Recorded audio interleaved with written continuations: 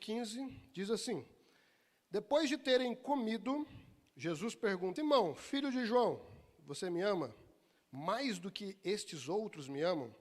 Ele respondeu: sim, o Senhor sabe que eu amo.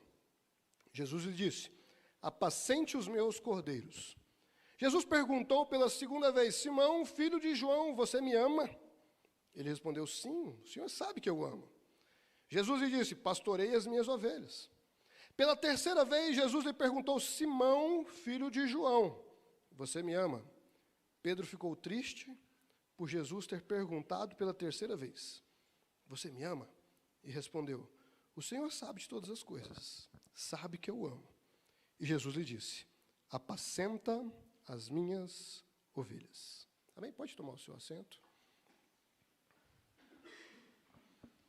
Amém?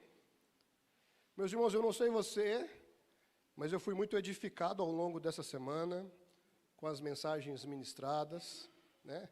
Foram estilos diferentes, pessoas diferentes, mas pessoas cheias do Espírito Santo. O Senhor se fez presente em cada mensagem. E a minha oração é que nessa noite não seja diferente. Que Ele fale com você, que Ele renove a sua mente, que Ele transforme a sua vida por meio da palavra. Mas para isso eu preciso que você se concentre, né? Às vezes a gente acaba perdendo o fio da meada, né?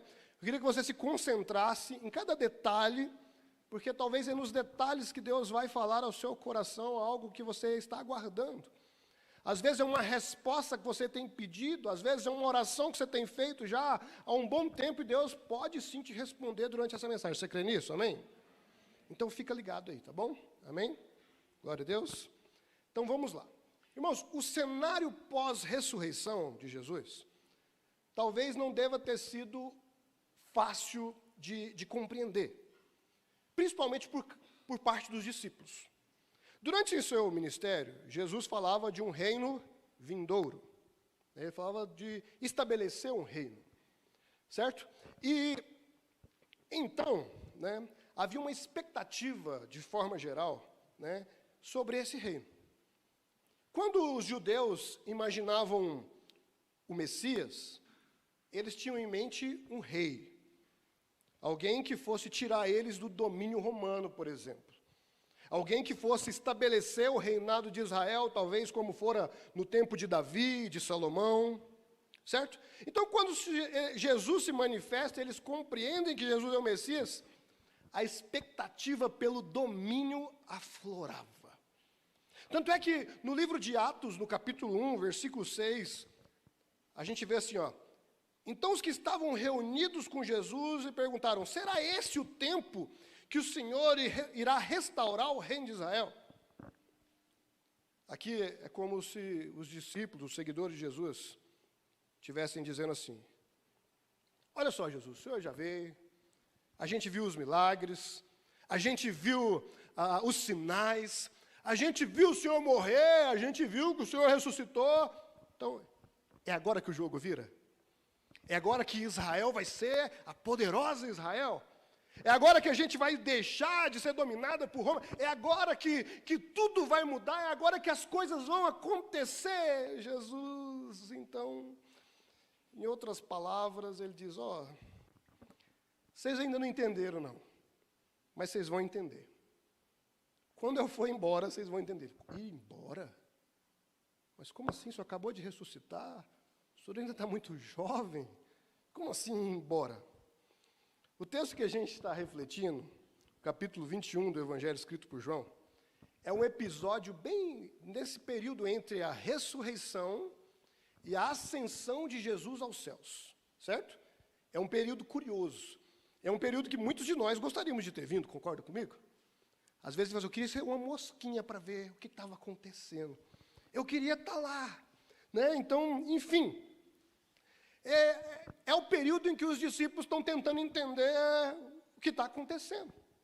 O que eles deveriam fazer? Falaram: não, então, enquanto Jesus não tinha morrido, a gente está seguindo Jesus. Jesus ressuscitou, e agora? Como é que funciona? Qual que é o plano agora? Certamente haviam muitas dúvidas, muitas crises entre os discípulos. Jesus agora não está mais o tempo inteiro com eles. Quer ver? O versículo 14, mantenha sua Bíblia aberta, tá? Vai dizer o seguinte, que é a terceira vez que ele se manifesta aos discípulos depois da ressurreição. Então, Jesus já tinha passado alguns dias, é a terceira vez que eles veem Jesus. Então, enquanto nada demais acontece, Pedro teve uma ideia, que é a ideia de muitos irmãos aqui da igreja. Falou assim, não tem nada para fazer, vou fazer o quê? Vou pescar. Então Pedro falou assim, vou pescar. E aí logo ele arrumou uma caravana, irmãos. Tinha uns irmãos com ele, falou, rapaz, bora também. O texto, o versículo 2, vai dizer que tinha mais 6 discípulos junto com Pedro, certo? Então eles foram pescar. Ele falou assim, a gente já fez isso a vida inteira, então enquanto a gente não sabe o que fazer, bora pescar. E eles passaram a noite pescando, ou melhor, tentando. Por quê? Porque não pegaram nada. Foi só experiência. Talvez porque estavam enferrujados, né? Fazia tempo que não pescavam, não sei. Mas enquanto eles estão ali, quando estava amanhecendo, alguém aparece na praia. Quem? Jesus.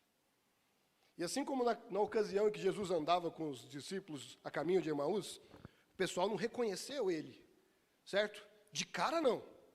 Mas aí Jesus diz algo que ia facilitar o reconhecimento. Ele diz, joguem a rede à direita do barco e vocês acharão. E assim como Jesus diz, acontece. Naquele momento, eles têm um déjà vu, né? Déjà vu. João olha para Pedro e fala assim, Pedro, eu já vi essa cena antes. É Jesus que está ali na praia da praia. Então Pedro, que não estava vestido, o texto vai dizer isso, ele se veste, pula no mar e vai em direção à praia.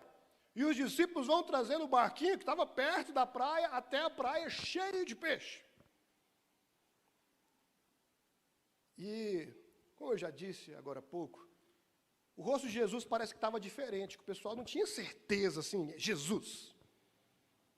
Mas as atitudes eram inegáveis. Eles pensavam, só pode ser Ele, só pode ser Jesus. E depois do café regado a pão e peixe, o McFish da época, Jesus foi chamar Pedro para um particular, provavelmente uma caminhada na praia, certo? E aí que o texto que a gente vai refletir se desenrola. E aquilo que é aparentemente simples, parece não ser tão simples quando a gente recorre ao texto original, porque é uma certa confusão de palavras. Talvez você já ouviu essa abordagem, permita-me. Vamos lembrar que o Novo Testamento foi escrito em grego, certo? E por isso algumas palavras precisam ser analisadas a fundo para a gente ter um significado real do texto. Às vezes a tradução para a gente, em português, não representa a fundo o que aquela palavra realmente quer dizer, certo?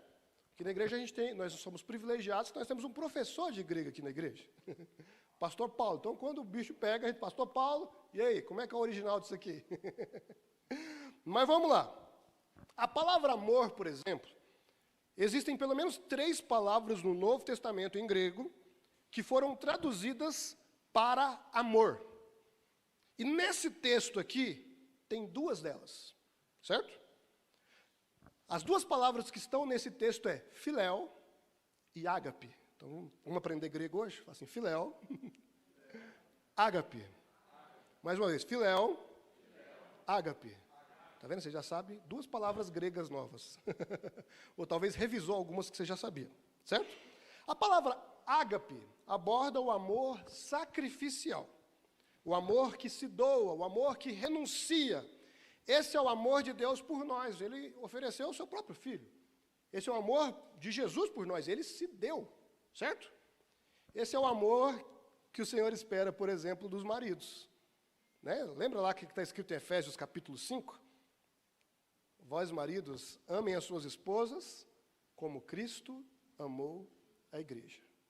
Então, isso aqui é ágape. Repita, ágape. Já a palavra filéu se trata de amor fraternal.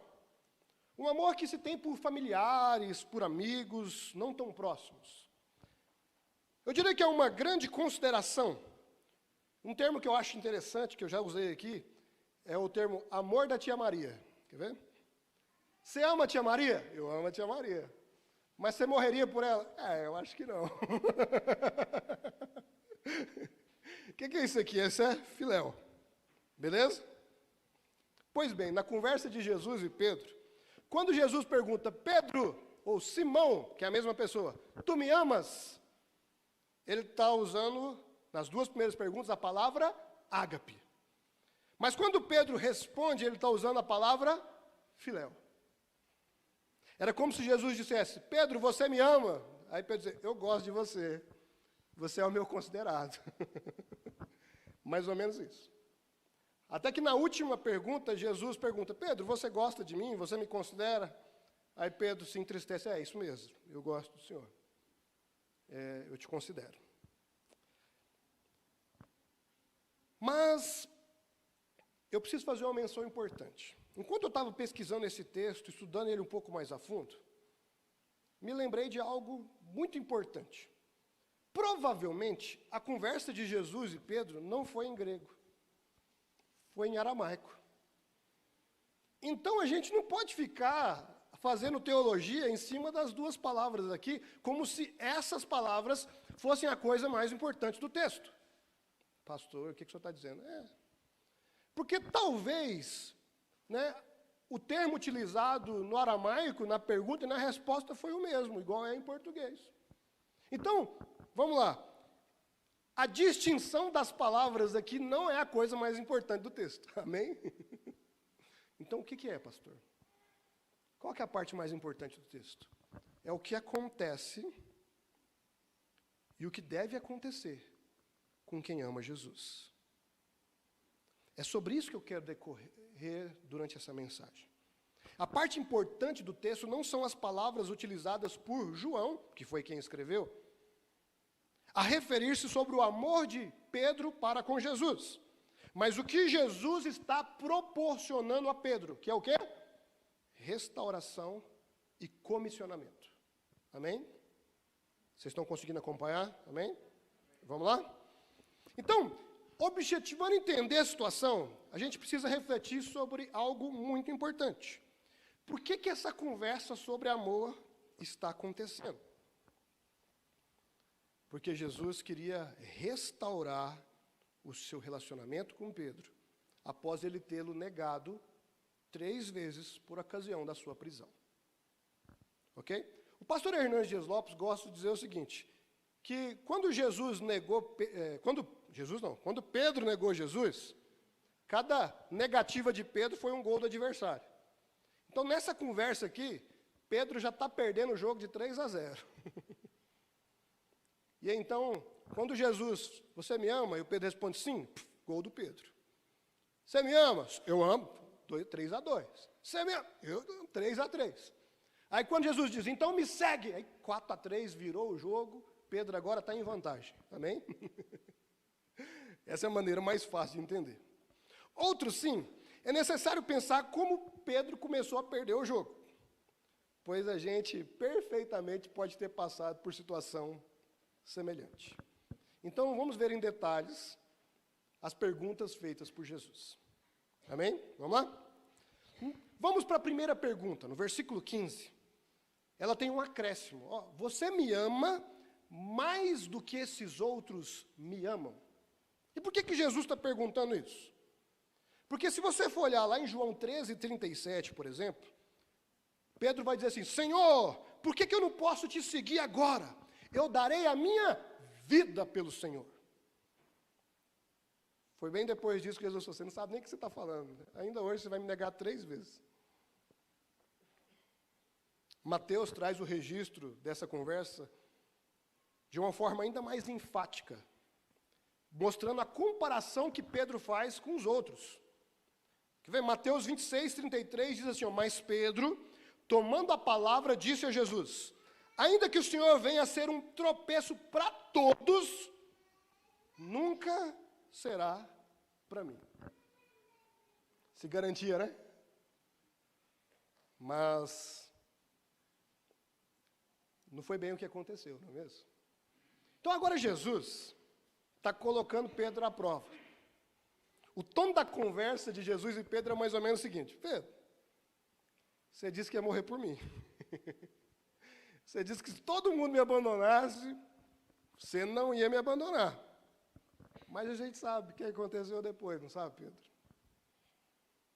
Pois bem, mas como é que está seu coração agora? Você realmente me ama mais do que os outros? E agora você está rindo do Pedro, não está? Eu sei, talvez não para fora, mas para dentro você está rindo. Sabendo o que aconteceu. Mas e se eu te falar que às vezes a gente é igual ao Pedro? Às vezes a gente acha que a gente ama Jesus mais que os outros. Quer ver? Talvez você veio na igreja a semana inteira, e glória a Deus, parabéns, fico feliz que você veio todo dia. Mas porque você veio todo dia, você acha que você ama mais Jesus do que o irmão que veio só hoje. Isso é um problema. Talvez o seu parâmetro não seja ir na igreja, não. Talvez o seu parâmetro seja a oração. Assim, porque eu oro horas. E a pessoa tal não consegue orar minutos. Quer dizer o quê? Que eu amo mais Jesus do que ela. Talvez você não diz isso da boca para fora, mas passa ao seu coração, à sua mente. Certo? Talvez o seu parâmetro seja trabalho. Eu amo tanto Jesus que eu faço tanta coisa na igreja, eu faço isso, eu faço aquilo outro. Tem gente que vai lá, senta, vai embora e pronto. E por causa disso você acha que você ama mais Jesus do que o seu irmão. Enfim, talvez o seu parâmetro seja conhecimento bíblico. Eu amo tanto Jesus que eu já leio a Bíblia não sei quantas vezes. E tem uns crentes velhos aí que nunca terminou de ler a Bíblia inteira. Irmãos, o que não vai faltar é parâmetro. O que não vai faltar é medidores de amor. A gente pode pegar vários parâmetros aqui para fazer uma competição de quem ama mais Jesus. Mas Jesus não está interessado nisso. Jesus não está preocupado com essa competição. Jesus não quer saber de medidores de performance. Porque se for para performar, a gente já perdeu o sentido daquilo que a gente está fazendo. Se for para a gente ler a Bíblia para competir com os outros, a gente já perdeu o sentido de ler a Bíblia. Se for para a gente gastar tempo de oração para competir com o outro, a gente já perdeu o sentido da oração. Se for para pregar, para ver quem prega melhor, a gente já perdeu o sentido do que é a pregação do Evangelho. Jesus não quer que a gente faça uma competição de quem ama mais. Jesus quer que a gente o obedeça. Ele quer que nós o amemos. Percebe? Tanto que é simples. Na segunda pergunta que ele faz, a ideia é justamente essa. Veja a pergunta agora, versículo 16. Simão, filho de João, você me ama?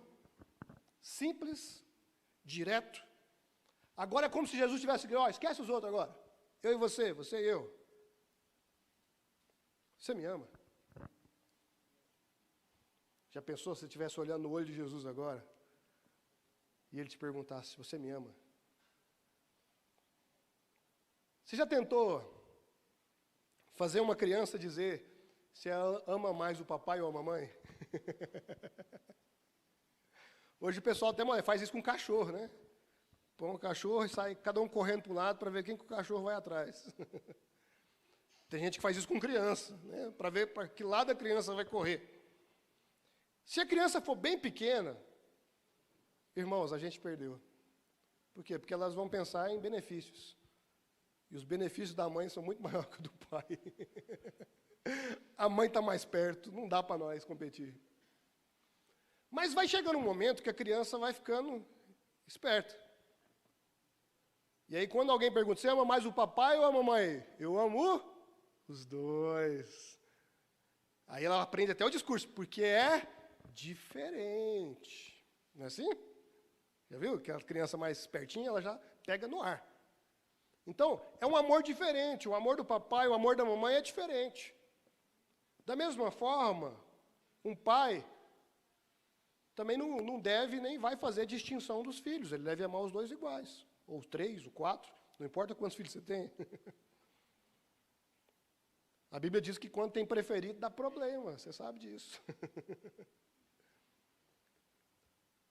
Da mesma forma, né, isso vale para outros tipos de relacionamento. Todavia, o assunto hoje não é família, não é amor conjugal, não está falando de amizade. O objetivo hoje é o amor em relação a Jesus. Portanto, a pergunta que nós precisamos refletir é: você ama Jesus? Trata-se de um amor diferente do amor que você tem pelo seu pai, do amor que você tem pela sua mãe, do amor que você tem pelos seus filhos, do amor que você tem pelos seus amigos, do amor que você tem pelo cônjuge. É um amor exclusivo. É um amor que só serve para Jesus, amém? Então Jesus está perguntando: Simão, você me ama? E ele está respondendo pela segunda vez: sim, eu te amo. E quando perguntado pela terceira vez, Pedro, o mesmo Simão, se entristece. Por quê?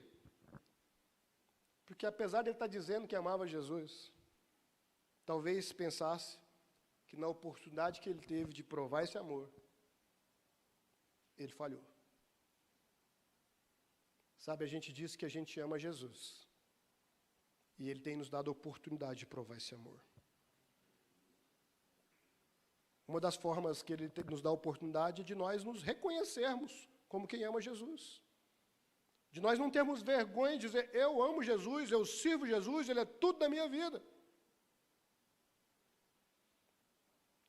Mas Jesus não está querendo apenas fazer Pedro refletir sobre o seu sentimento por Ele, mas está dando uma nova oportunidade de Pedro provar esse amor. E talvez hoje Deus te trouxe aqui, justamente porque Ele quer te dar uma oportunidade de provar que você o ama. Você entende isso?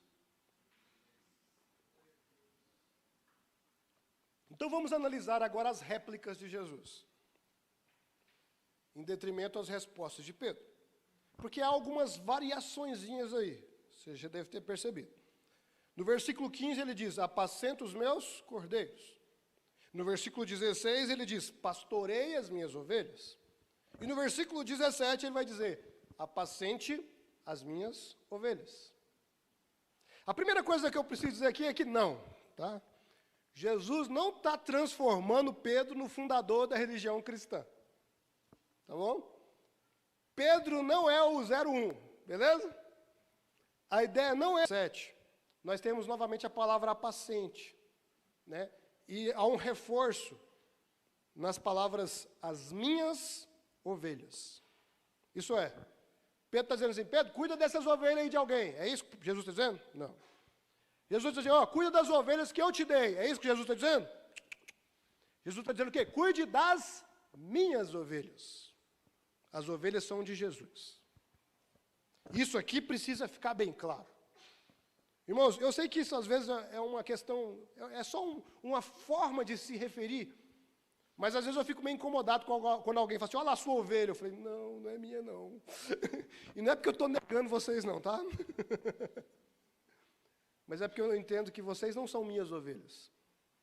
Vocês são ovelhas de Jesus, que Ele confiou a mim o cuidado. É diferente. Percebe? Então, o rebanho que se reúne Dom Pedro II não é o rebanho do pastor Evers, não é o rebanho do pastor Clarimundo, presidente do ministério, nem de ninguém, a não ser de Jesus Cristo. Amém? Isso é importante ser dito, porque às vezes alguém começa a liderar, e ele começa a achar que ele virou dono da pessoa. Ele começa a liderar e fala assim: olha lá, ó, agora eu vou ter que cuidar. E às vezes até algumas pessoas acham que o líder é dono dela, o pastor é dono dele. E não é por aí. Isso é de Jesus, a gente está aqui para ajudar. Nós pastores, nós líderes, os pais. A prova de amor que Jesus queria de Pedro é o cuidado com o seu rebanho. E não pense que esse chamado ele é exclusivo de Pedro.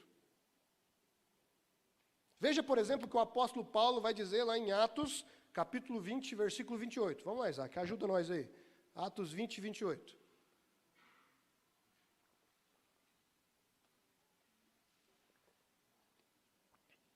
cuidem de vocês mesmos e de todo o rebanho no qual o Espírito Santo os colocou como bispos, para pastorearem a igreja de Deus, a qual ele comprou com o seu próprio sangue.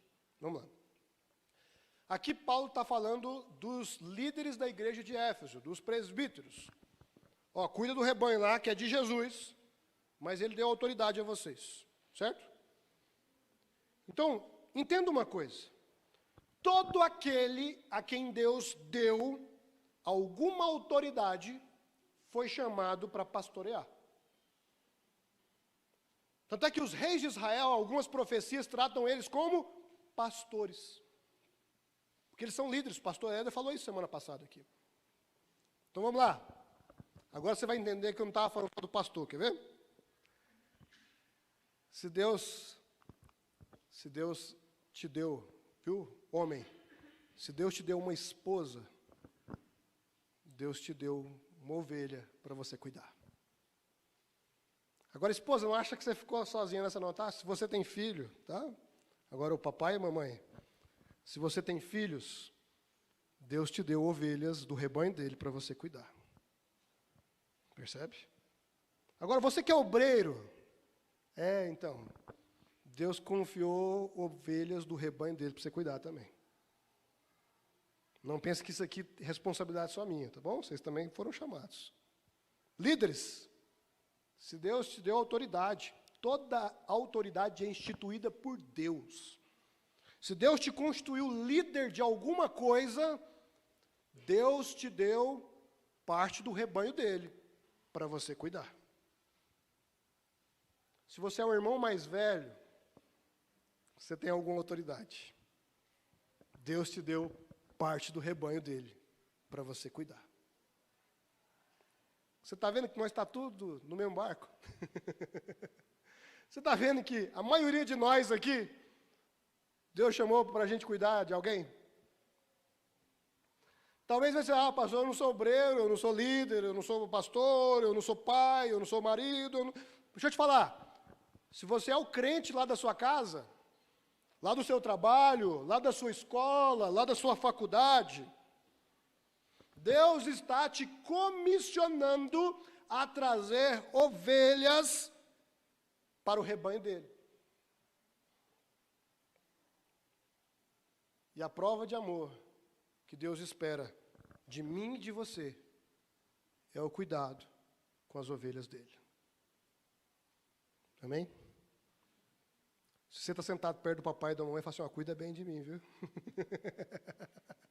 Ou se você está sentado agora perto do seu marido, viu, esposa? Fala, você tem que cuidar de mim. A minha está aqui. Agora, se você está perto do seu líder ou da sua líder, fala assim, o pastor está falando que você tem que cuidar bem de mim. Está vendo? Agora, se tem alguém mais velho que você do seu lado, agora ficou mais fácil, né? Você tem que cuidar de mim, você está ligado, né?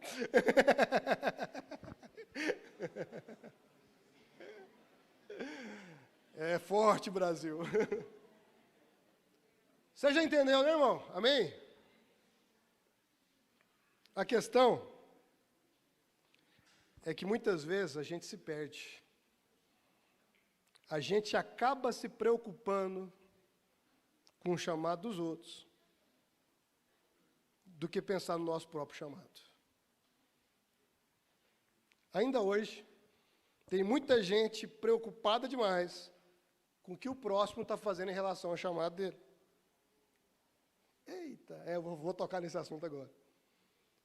Alguém vê o cidadão caminhar na direção que ele não caminharia, que ele não imagina ser a correta, e aquilo distrai ele. A gente vê um líder fazendo algo diferente da forma do que nós faríamos. E isso incomoda. E enquanto a gente está olhando o chamado dos outros, o que ele está fazendo ou deixando de fazer, aqueles que Deus confiou a nós estão ficando desassistidos. Percebe? Eu sou pastor. Uma das coisas que as pessoas mais me falam durante a semana é, você viu o que fulano fez na igreja dele? E às vezes fala assim, não, eu estava ocupado, cuidando das ovelhas que Deus me deu. Nem tive tempo de olhar. Às vezes a gente olha para inspiração. Às vezes a gente olha para saber o que não fazer. Mas a gente tem que focar naquilo que Deus chamou a gente para fazer. Certo? Jesus está marcando a vida de Pedro, está chamando ele para algo especial. Mas de repente o Pedro, se você for olhar na sequência aí, a partir do versículo 20, Pedro está preocupado com João.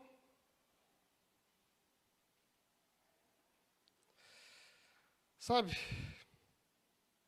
Pedro pergunta, e quanto a esse aí, Jesus? Meio que fazendo a comparação. Sabe, é como se Pedro dissesse o seguinte, eu neguei o Senhor, e o Senhor está me dando a honra de cuidar do seu rebanho. E o João? O que o Senhor vai dar para ele? Porque eu lembro que o Senhor falou para ele cuidar da sua mãe. O Senhor tem mais coisa especial para o João? Era mais ou menos isso. Aí imagina a cara de Jesus fechando agora. Jesus bravo. Jesus vai dizer no versículo 22, se eu quero que ele permaneça até que eu venha, o que você tem com isso? Quanto a você, siga-me. Ficou registrado. Até porque foi o João que escreveu. Eu não ia deixar passar batido. Jesus disse assim, Pedro, ó, eu e você e eu. Eu e o João é outra história. Eu e o João, igual os adolescentes, é outro rolê. Tá? Agora é eu e você. Foca no que eu te mandei fazer.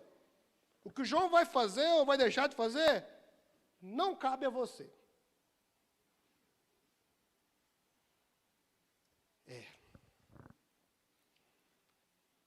Se Deus te deu 100 ovelhas, você não deve preocupar com o trabalho de quem Deus deu 1000.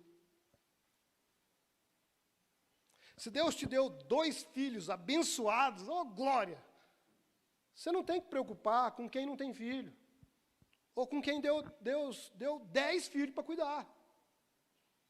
Você está entendendo a linha que eu estou trabalhando? Se Deus deu uma empresa para você, o seu chamado é diferente de quem trabalha com carteira assinada. Se Deus te colocou em um determinado ministério, o seu chamado é diferente daquele que atua em outra área. Cada pessoa vive uma singularidade em seu chamado.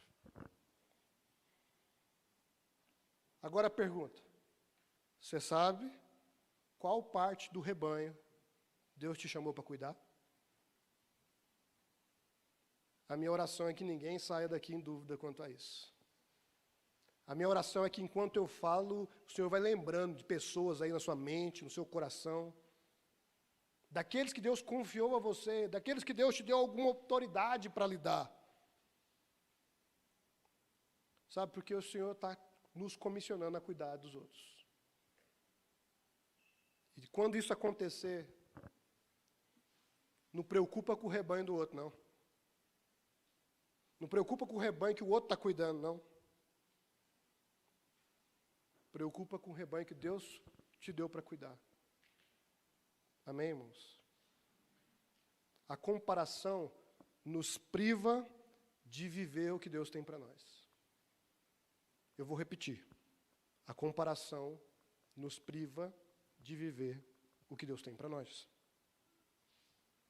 Os planos de Deus para você são diferentes dos planos de Deus para mim. Muitas vezes eu fui aconselhar jovens e eles queriam viver a minha vida. Eles queriam casar com a idade que eu casei, eles queriam ser pastor com a idade que eu fui pastor, eles queriam liderar com a idade que eu liderei. Olha só, isso aí foi o plano de Deus para mim. Da mesma forma, você viveu algumas coisas que eu não vivi, porque esses são os planos de Deus para você.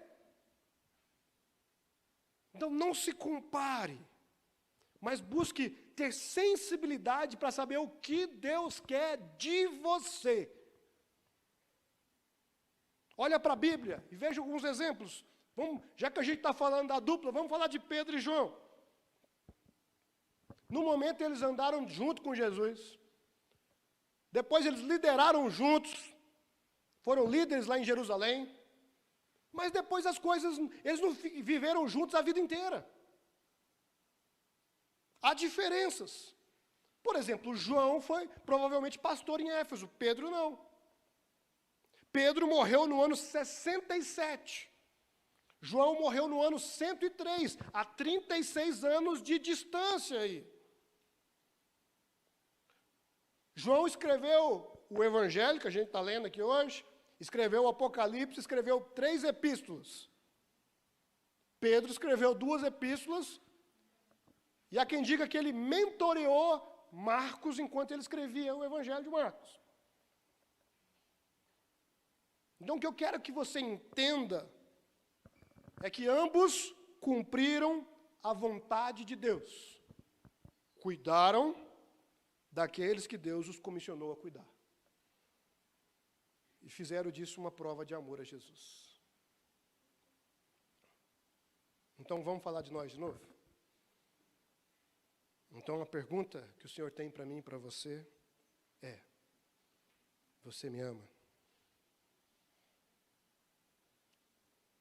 Você vai dizer, claro que você vai dizer, sim, eu te amo, Jesus.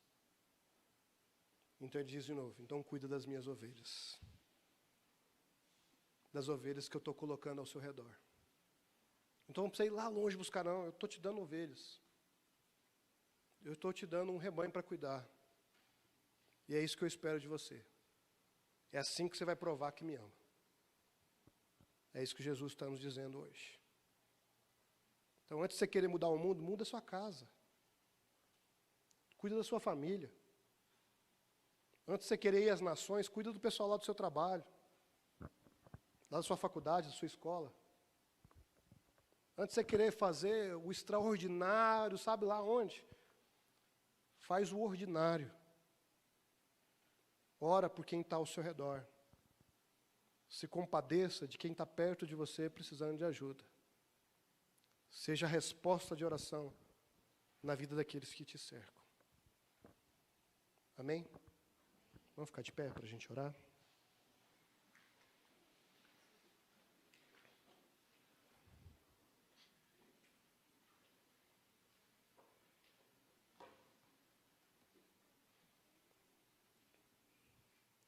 Sabe, uma das coisas que eu tenho mais pedido ao Senhor nos últimos meses, talvez nos últimos anos, é sensibilidade do Espírito Santo, para que eu possa cumprir realmente o que Deus espera de mim. Muitas vezes eu tenho dito, Senhor, não me deixa atrapalhar o que o Senhor está fazendo, não. Eu quero colaborar. Sabe, às vezes eu falo assim, Senhor, quem que o Senhor está querendo que eu cuide? Aí alguém me manda uma mensagem pedindo oração. E alguém vai me ver lá na matriz, lá no meu trabalho. Ou então eu fico sabendo de alguém que está precisando de alguma ajuda, por acaso, assim, do nada, sabe? Acabei de orar e alguém fala, fulano está precisando de ajuda. Eu falei, foi rápido dessa vez, hein, Jesus? Então deixa eu te falar. Nós vamos fazer uma oração agora. E essa oração é perigosa. Sabe? Nós vamos orar agora, Senhor, nos dê sensibilidade. Sabe, nós vamos orar agora, Senhor, fala, Senhor, eu te amo. E eu quero provar. E eu posso provar. Para isso, eu me disponho a cuidar daqueles que estão ao meu redor. Daqueles que estão sob a minha autoridade. Daqueles que o Senhor quer trazer para o seu rebanho. Eu sei que foi para isso que o Senhor nos chamou. Você tem coragem de dizer amém numa oração dessa? Sabe? Porque Deus vai te cobrar. Deus vai te lembrar. Você lembra que você orou. Você lembra que você pediu. Sabe? Talvez ainda essa semana alguém vai te pedir ajuda. E na hora que a pessoa te pedir ajuda, você vai lembrar de Jesus dizendo para Pedro, você me ama? Talvez alguém vai pedir uma oração para você essa semana, vai chegar, vai mandar no grupo da igreja. E aí Jesus vai lembrar, e aí, muda o nome do Pedro agora. Eberson, você me ama? Então, estão pedindo oração lá agora. sabe, talvez o vizinho do lado, você vai ver ele passando por problema. E aí Jesus vai falar assim, Eberson, você me ama. Então, está na hora de mostrar. Que Deus tenha misericórdia de nós. Que nós sejamos sensíveis à voz dEle. E que nós possamos cuidar daqueles que estão ao nosso redor. Nós possamos cuidar daqueles que estão sob a nossa autoridade. Daqueles que estão ao nosso alcance. Feche seus olhos, Senhor. Nessa noite, Senhor, nós nos unimos a Pedro para dizer, o Senhor sabe que nós o amamos. Sim, Senhor, nós o amamos. E nós queremos o amar acima de todas as coisas. Nós queremos o amar de todo o nosso coração, de todo o entendimento, com toda a nossa força, com toda a nossa alma. E muitas vezes nós não sabemos como fazer isso, Senhor. Mas nessa noite o Senhor está nos dando discernimento. E eu oro agora, Senhor, por sensibilidade espiritual. Eu oro agora por discernimento espiritual. Que o Senhor nos faça entender quem o Senhor nos chamou para cuidar. Que nós sejamos sensíveis à sua voz. Que nós possamos entender aonde o Senhor quer nos levar. Quais são as ovelhas do seu rebanho que o Senhor nos chamou a pastorear, a apacentar, a cuidar. Sim, Senhor, nós te pedimos, tem misericórdia de nós. Não nos deixe fugir desse chamado. Não nos deixe, Senhor, perder tempo com comparações vazias. Mas para que nós possamos estar focados em Ti. Que nós possamos estar centrados em Ti. E sermos colaboradores do Senhor. Nos ajuda, sim, Senhor, a cumprir o nosso chamado. Nos ajude, sim, Senhor, a provar o nosso amor pelo Senhor, dia após dia, cuidando daqueles que estão ao nosso redor, cuidando daqueles que estão sob a nossa autoridade, cuidando